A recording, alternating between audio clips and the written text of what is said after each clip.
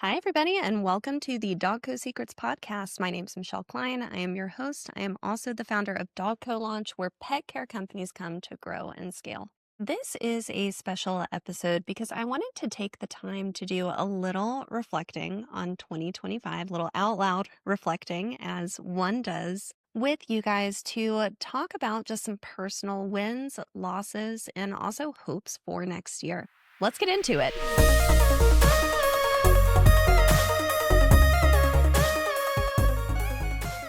As you can see, if you're watching this on YouTube, this is a little bit more of a relaxed vibe today. Maybe cover your children's ears for like 2 seconds because I'm about to read out what my sweatshirt says. I was influenced on Black Friday by Layla Hermosi, who I love her content. I think she is a badass queen.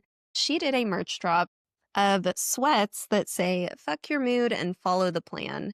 And I really love that because part of my journey as a business owner is always in looking at how can I approach this just as the work. It just needs to be done. It doesn't matter how I feel about it. If it's something I've committed to, if it's something that I want to achieve and it's going to take some difficult things to get there, that's the vision. So I have my Layla Hermosi sweats on. We are going to vibe on that concept as part of my reflection for today. So let's start with talking about wins for 2025. And I took a couple notes, but honestly, this will be pretty freeform. I would say my biggest win this year, and I've talked about this a lot in the podcast, is I feel like this is the first year that I've really prioritized my health in a very consistent way. I feel like for the last decade, I've been in this loop that I'm sure a lot of you can relate with, where it's like, I want this to be the year that I blank when it comes to my health. I lose weight, I gain muscle, I feel better. And I just for about a decade, ever since COVID, had really been on this sounds dramatic, but like downward spiral. And I've shared this, I gained a bunch of weight through COVID. I had a hard time losing it after. And this is the first year where I feel like I really did put my health first and have seen the benefits of that. So that's something I'm carrying into next year. I'll talk about, I have some health goals that I was going to share for 2026, but that for me really is the biggest win. And I've heard Layla Hermosi, actually, the queen, talking about how she had kind of a similar moment that I'm about to describe, where she at one point was looking at her health. She had gained a bunch of weight and she was, really, really not doing well.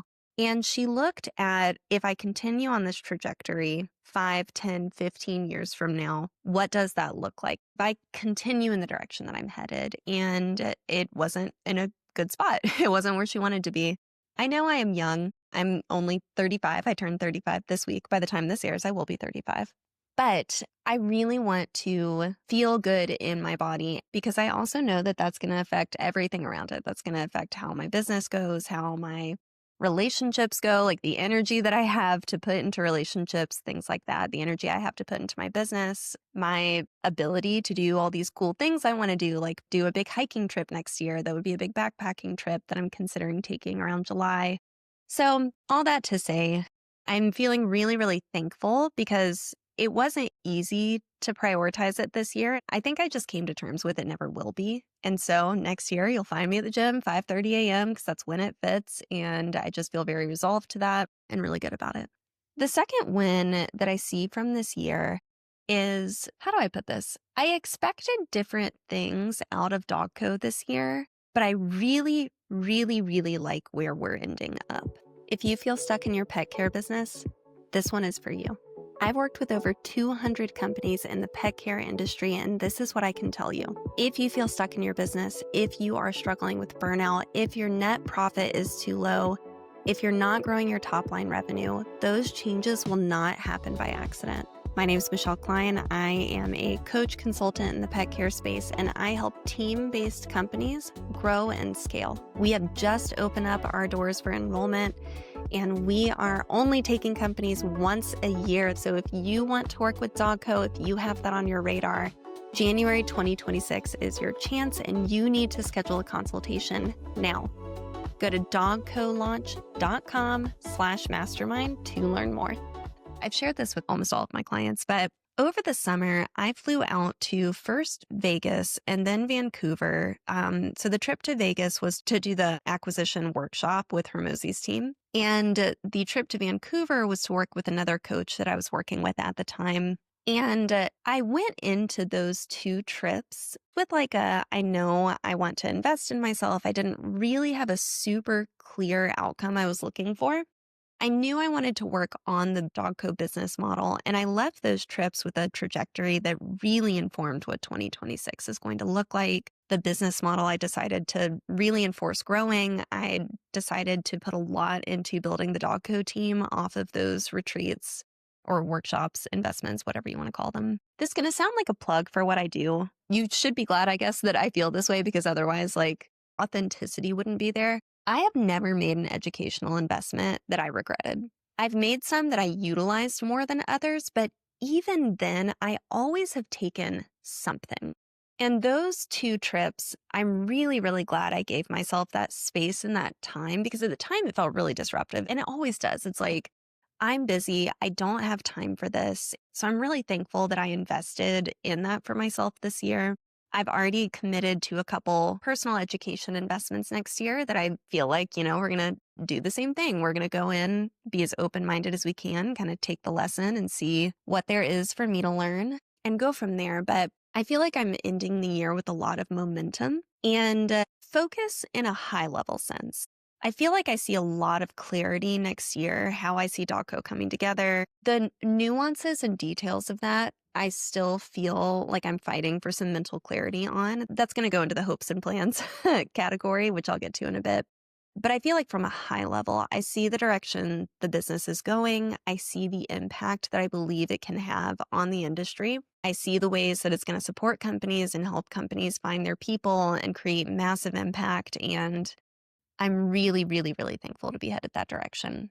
Next win for this year, Summit. Clear 10 out of 10 win. I'm so excited for 2026. We just announced that Dawn Miller is going to be our keynote. Joey Coleman's coming back for a workshop. We opened a pre-sale 3 weeks ago, just for returning attendees. We're going to open up to the public at the start of next year, but just for returning attendees as a thank you for supporting our first year. And we already have about 100 committed people in the room, a little bit more.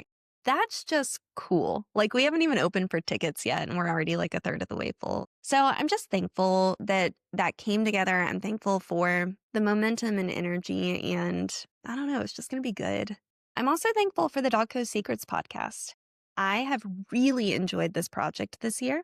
I've shared openly on this podcast that I knew strategically a podcast was a good idea. I wasn't really sure if I would enjoy it, just to be totally frank. And I actually love it. It's one of my favorite things that DogCo does. I always enjoy getting to have these conversations, getting to reflect, getting to talk. I enjoy when companies kind of mention oh, I thought about this. And I feel like it's created this way for me to support companies at any point in time. Someone told me the other day, and this made me feel really good. When I'm having a hard day, I go find a podcast episode of yours that I know is going to help me just regroup, refocus, recenter. And that's a huge part of why I do this. Cause it's audio only mostly. I know I put this on YouTube, but I think I get I don't know, 60 views of video versus each podcast episode gets hundreds of downloads. Very different reach.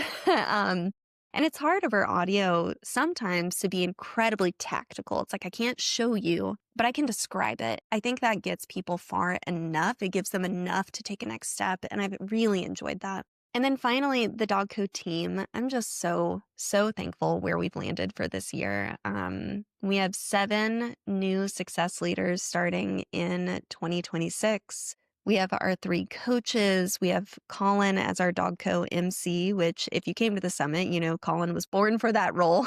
The vibes, the energy, just amazing. Every time I get on a call with him and he goes, ahoy, I love it. So if you listen to the Pet Sitter Confessional podcast, which you should, exactly what I mean. We also have Albany, who is amazing, and Jess, who does our marketing, Daniel, who does our podcast. We just have a great team. Shannon, shout out Shannon. Everybody loves Shannon for all things, just financial support. We're in a good spot going into next year. Sorry, I'm mentally calculating if I left anybody out. That's how quickly our team has grown. It's tough. Oh, actually, you know what? I didn't. I did forget someone, and I'm going to give a big shout out to Sydney, who does all of our DogCo bracelets because vibes, and she brings the vibes. So, think I got everybody with that one. All right, let's talk about losses. And I say this with like quotations, theoretical quotations, because I more so see these as areas of opportunity and areas of growth for me that I think just as we continue to get to the next level in DogCo, I have to get better at. There are things that the business has to get better at. Most of these are actually about me, less about the business, but let's get into it. So, number one, losses or areas of opportunity. I very much want to focus on planning further ahead this year and communication. So, side note to this, if you are familiar with Strength Finders, this was kind of like an Enneagram style type personality assessment, similar to DISC. It went around a while ago. I think I took it maybe 8 or 9 years ago. But basically, there are like 25 qualities that it ranks for you on a list of your top strengths, and it just ranks them in order, like 1 to 20. I think it's 25, 1 to 25, maybe more.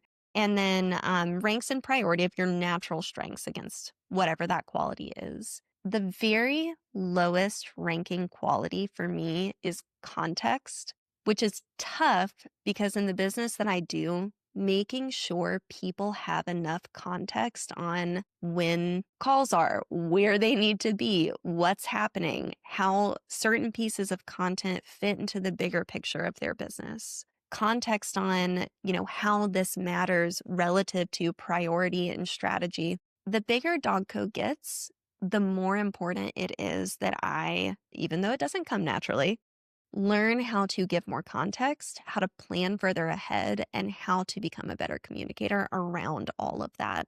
And I feel that tension now of like, shoot, I need to send an email. I need to tell people what's going on. Or like, oh, I talked about this, but this person didn't know what that meant because they're in this group. I just have to build more skills here. And I feel like this year I started to kind of see glimmers of where I'm pushing at my current skill set. So that's something I'm thinking about a lot going into next year is slowing down enough to say, do people have all the information they need? Do they know where they need to be? Do they have all the context they need from me to succeed, whether that's team member or clients? That's a big focus for me this year.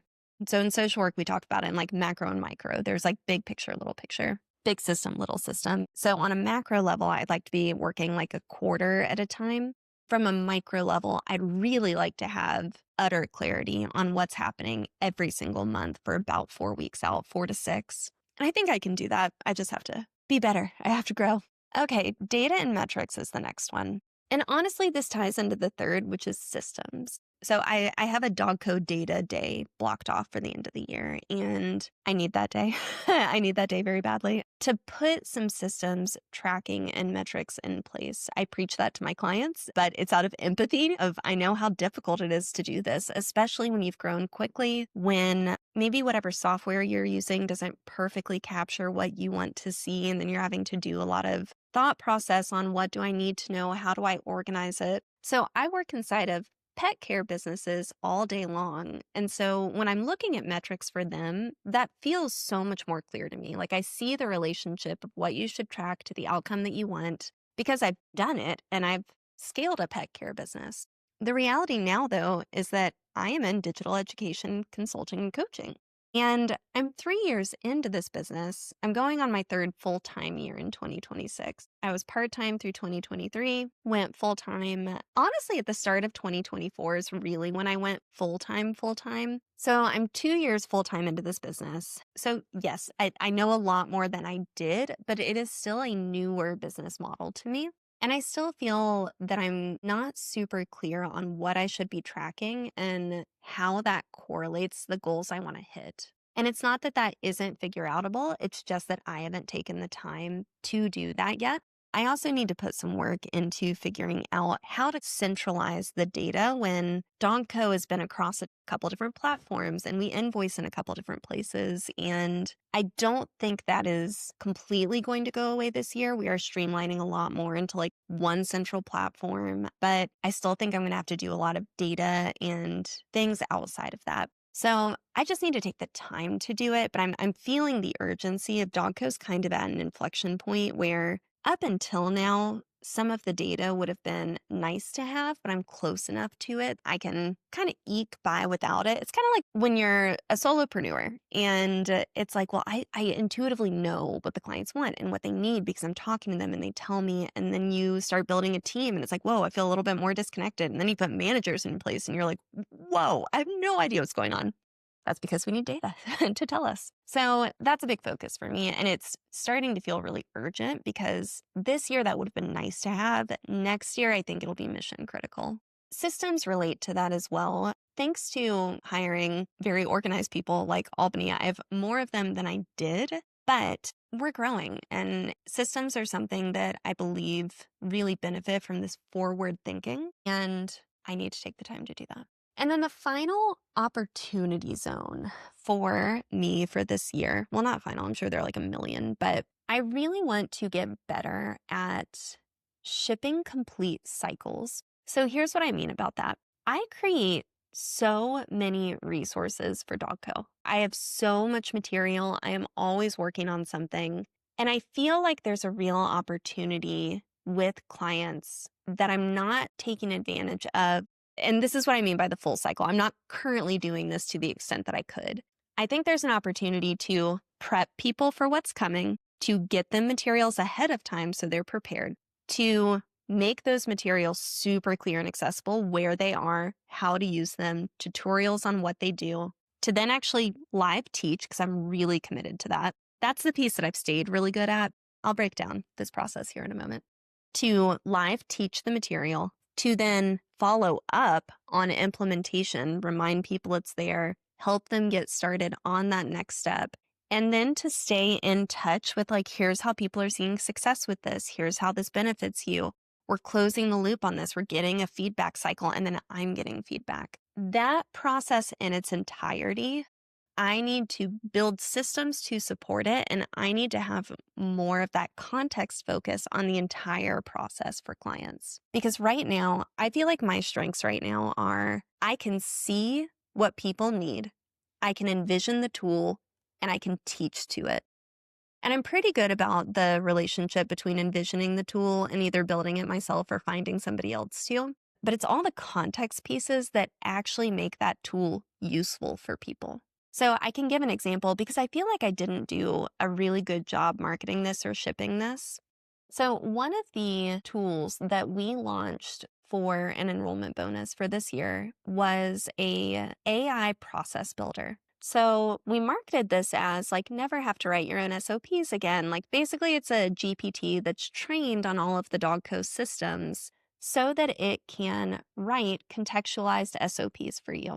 And I presented it that way. I kept talking about like context SOPs, SOPs for your business. Really what this is a holistic systems builder for your team to basically help you time warp into the future. It is the most powerful tool I have ever built for DogCo. It is going to be central in so much of what we do this upcoming year. I genuinely believe that this tool can help companies escalate their timelines by years to help them grow to the scale with the infrastructure that they want. And I really feel like I missed an opportunity to help people understand how powerful this tool was earlier in the enrollment process. And I think that really comes down to like taking the time to give people context, to film more of like, here's why this matters, here's how to use it. And thankfully, a couple clients like really caught the vision and then they kind of sparked like other people using it. But I think there's a real risk this kind of would have just faded into the background as like another DogCo tool. And it's like, no, this is like, if this is the only thing that came with the program, I believe this would justify the cost. Only this, not the live teaching, not the other coaches, not all the actual physical SOPs, not all the spreadsheets, all the recordings, all of the community, the connection, the people, discounts on the summit. Like, even if none of that was there, I believe this tool is so valuable that the price point of the program is justified by it alone. I want to get better at helping people see how to utilize and really maximize the tools that I give them this year. Kind of went on like a side quest on that. I feel very passionate about it, apparently. Please use the AI builder. It's literally the coolest thing I've ever built if you have it. Okay, let's talk about hopes and plans for 2026. This is how I like to do planning and reflection. I just like to see kind of what comes out, what comes together, and spend some time doing that, ideally in a very cozy vibe. There was a practice that I did when I had my pet care business, especially when we were in high growth seasons, where I would take a weekend away to let myself plan, think, reflect. In my best world, I do this quarterly. And I would like to get back to that. I've kind of gotten away from it just with the hustle of everything. I did it formally one time this year. My really good friend Jess let me use her mountain property in January, and I went to just settle before the year started. That was phenomenal. I found moments like that through the rest of the year. Like I had a couple days in Vegas where I kind of got to like distill some things. I had a couple days after the summit where I just got to kind of like I really want to get back to that quarterly practice. It's very intentional, ideally in the mountains in North Carolina. That's a really like treasured place for me. And so I want to be better about that. And that is my commitment after I finish recording this podcast. I'm going to go in and block those weekends off because if you don't block them off, it won't happen. My health goal this year, actually context. So I always set 3 targets. I set one for my personal health, one for my business, and one for my finances. And that's how I plan all of my goals for the year. Those are just my 3 priorities right now going into next year.